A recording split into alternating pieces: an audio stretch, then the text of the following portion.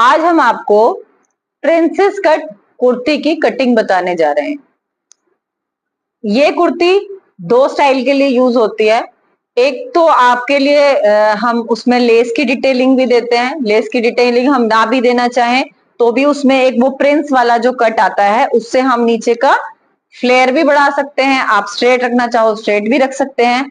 उसमें एक चीज होती है कि आपकी जो कमर की फिटिंग है, कई बार क्या होता है कि चेस्ट ज्यादा होती है कमर कम होती है, तो हम प्रिंसेस कट कुर्ती के कट से कमर को वो शेप दे सकते हैं जिससे कि यहाँ से जो झोल आने की जो दिक्कत आती है वो हम उस प्रिंसेस कट से उस दिक्कत को खत्म कर सकते हैं।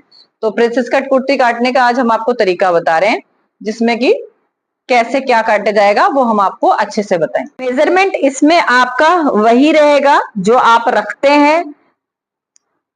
कुछ कुछ चीजों का डिफरेंस रहेगा वो मैं आपको बता ही रही हूं। तो सबसे पहले क्या है, हमारी लेंथ है। तो मैंने अपनी लेंथ रखनी है 43 और 43 में हाफ इंच मैंने प्लस किया तो 43.5 ये मैंने लेंथ ले ली। अब एक चीज मैं आपको बताना चाहती हूँ कि जो मैंने कपड़ा फोल्ड करके रखा है वो मैंने किस हिसाब से रखा है, मैंने ये फ्लेयर के हिसाब से रखा है कि मुझे इसका फ्लेयर करीबन 14 इंच यानी कि 28 इंच चाहिए।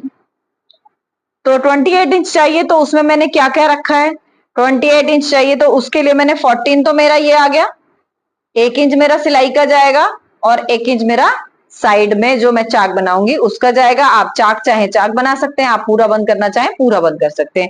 उस हिसाब से आप इसको फोल्ड करेंगे कपड़े को। अब अगर आपको और भी ज्यादा फ्लेयर चाहिए, बिल्कुल आपको जो है ना आपको फ्रॉक स्टाइल में चाहिए तो आप इसको पूरा भी फोल्ड कर सकते हैं। उसके लिए आपको अपने कपड़े का अनुमान रखना होगा कि आपका कपड़ा कितना है। ये तो आपका जो नॉर्मल हम 2.5 मीटर का कपड़ा होता है उसके अंदर आपके आराम से बन जाती है। अगर आपने ज्यादा फ्लेयर करना है तो आपका 3.5 मीटर करीबन लग जाता है। मैंने आपको बता दिया कि कैसे मैंने इसका फ्लेयर लिया है। अब मैंने इसके नीचे का मार्जिन भी ले लिया। अब हम वापस आ रहे हैं तीरे पर। तो जितना भी आपको तीरा रखना है आपने उतना ही निशान लगाना है। मैंने इसके अंदर कॉलर लगाना है, बैन लगाना है, इसलिए मैंने इसको 7.5 इंच ही रखा है। और 7.5 के बाद जैसे हम रखते हैं सेम मैंने 7.5 और 7.5 इसका आर्मोल और तीरा और आर्मोल सेम रखा है।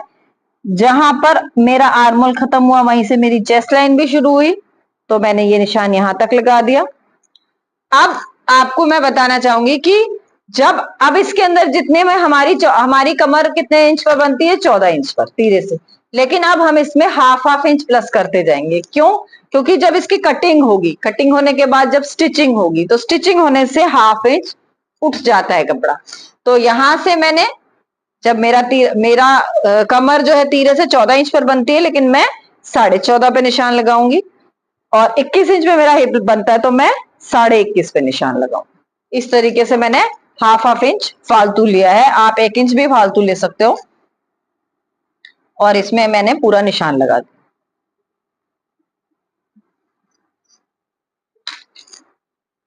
अब जो आपका मेजरमेंट है, चेस्ट का जो मेजरमेंट है, मेरा मेजरमेंट है 9.5, तो मैंने इसमें भी कितना प्लस कर लिया, हाफ इंच प्लस कर लिया।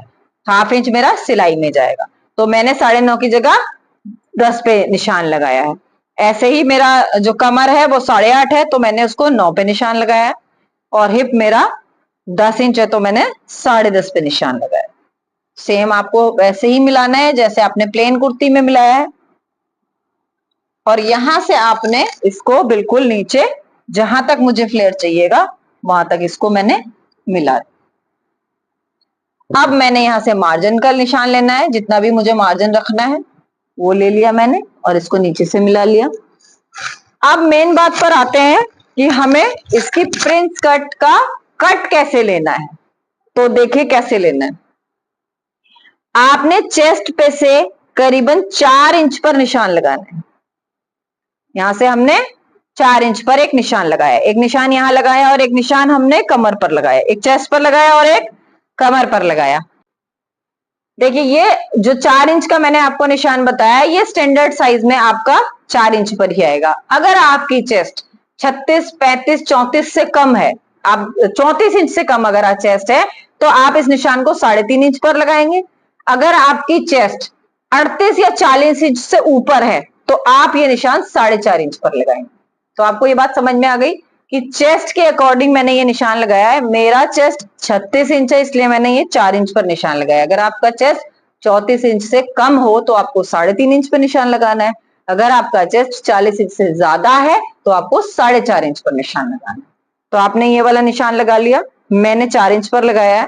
अब मैं यहाँ पर बस्ट पॉइंट पर निशान लगाऊंगी। तो मेरा बस्ट पॉइंट कितना है, 10 इंच और हाफ इंच नीचे, तो कितना आ गया, 10.5 इंच। तो मेरा एक ये मेरे निशान हो गए, एक 4 इंच पे और एक 10.5 इंच पे। ये आपको बस्ट पॉइंट समझ में आ गया। जैसे हम ब्लाउज में बस्ट पॉइंट निकालते हैं ऐसे ही हमें इसमें भी बस्ट पॉइंट निकालना होगा। हम ब्लाउज जब प्रिंसेस कट ब्लाउज काटते हैं या फिर नॉर्मल ब्लाउज का भी निशान लगाते हैं तो हमको तीरे से बस्ट पॉइंट का निशान लेना होता है।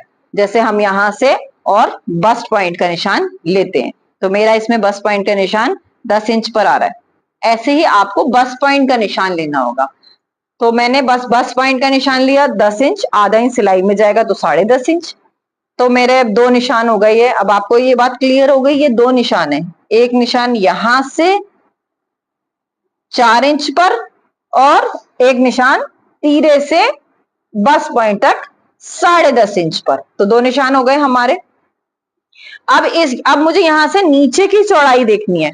ऊपर से मैंने 4 इंच लिया है तो आप नीचे से 5 इंच 6 इंच जितना आपको फ्लेयर देना हो, जिस तरह से आपने फ्रंट के पैनल की शेप देनी हो वो आप दे सकते हैं। आपने ये भी देख लिया होगा कि मैंने ये एक ही हिस्सा रखा हुआ है क्योंकि इसमें हमें फ्रंट में ही चाहिए, बैक में हमें नहीं चाहिए। तो बैक हमारा प्लेन ही कटेगा। तो अब कितने निशान हो गए मेरे, एक निशान मेरा ये हो गया, ये मैंने आपको क्लियर कर दिया, ये यहां से भी क्लियर कर दिया।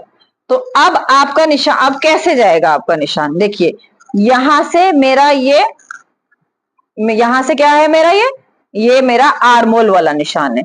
तो आप इसको यहां से शेप देंगे, देखिए कटोरी की तरह आप इसको शेप देंगे। ये थोड़ा चौक मेरा इसमें दिखाई नहीं दे रहा है,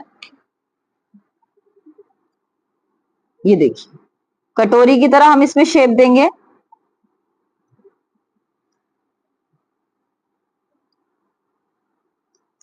ये देखिए हाफ शेप मैंने यहां तक दे दी। अब देखिए अब इस शेप को मुझे पहले कमर तक मिलाना है। तो कमर तक मिलाने के लिए मैंने क्या करना है, कमर तक। अब ये आपने देखा कि मैंने ये यहां से देखिए बिल्कुल सेंटर से लिया, एल वाले सेंटर से लिया और मैंने इसको कटोरी को बस पॉइंट पे मिलाया। अब आपको क्या करना है, जब मैं कमर तक आऊंगी तो हमने इसको यहां से 4 इंच की जगह 5 इंच पे निशान लगा। ये देखा आपने, यहां से मैंने 4 इंच पे निशान लगाया और अब यहां से मैंने 5 इंच पे निशान लगाया। और अब इस कटोरी की शेप में यहां आके इससे मिला दूंगी ऐसे। ये अब आपने शेप देखी, ऐसी शेप बन गई। अब मैं इसको सीधा नीचे इससे मिला।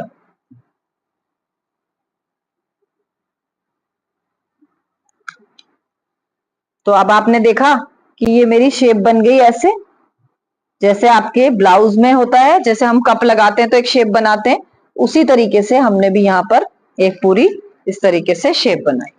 तो आपका प्रिंसेस कट में इसी तरीके से शेप का निशान लगेगा। अब हमने यहाँ आधा आधा इंच का मार्जिन लिया है तो आधा इंच उधर से और आधा इंच इधर से, तो यानी कि हमारा ये आधा आधा इंच सिलाई में चला जाएगा तो वो हमारा गैप पूरा हो जाएगा। अब यहाँ जो हमने आर्मोल की शेप देनी है वो हमने नॉर्मल लगानी है, हमने वो एग्जैक्ट शेप नहीं देनी है। इसको हमने ऐसे ही लगाना है और तीरा हमने जैसे डाउन करना होता है वैसे ही करा है। अब देखिए मैं आपको कटिंग करके समझाती हूँ।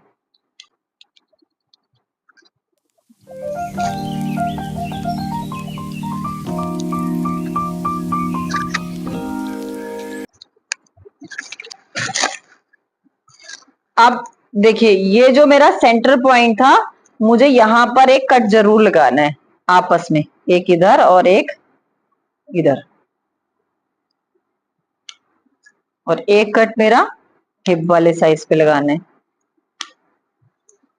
अब देखिए अब मैंने इसको हाफ हाफ इंच इसके ऊपर चढ़ा के रख दिया। ये देखो ये देखो, ये इसके ऊपर जो मेरा सिलाई लगेगी मैंने हाफ इंच इसके ऊपर चढ़ा के रखा ऐसे, ठीक है। ये देखिए, अब आप देख रहे हो ये मेरा कपड़ा कैसे बाहर निकल आया। इसीलिए मैंने आपको कहा था कि आपने बिल्कुल एग्जैक्ट निशान नहीं लगाना। ये देखिए, अब आपने यहाँ से एग्जैक्ट निशान लगाना है 7.5 इंच पर, और फिर वही 7.5 पर ये आपका निशान आया। यहाँ से जैसे हमने आपको हमेशा बताया कि आपको 1.25 इंच अंदर आना होता है, वैसे ही आप अंदर आएंगे, क्योंकि मेरे को यहाँ बैन लगाना है। आपने अगर बैन नहीं लगाना है तो आप तब तो आपका बिल्कुल निशान सीधा ही आएगा, फिर आपका अंदर की साइड नहीं आएगा। अब यहां से आपने इसकी शेप दे देनी जैसे हम फाइनल शेप देते हैं।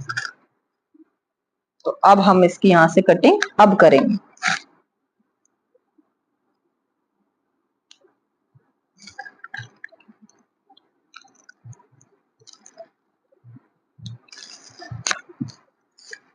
ये आपकी इस तरह से कटिंग हो जाएगी।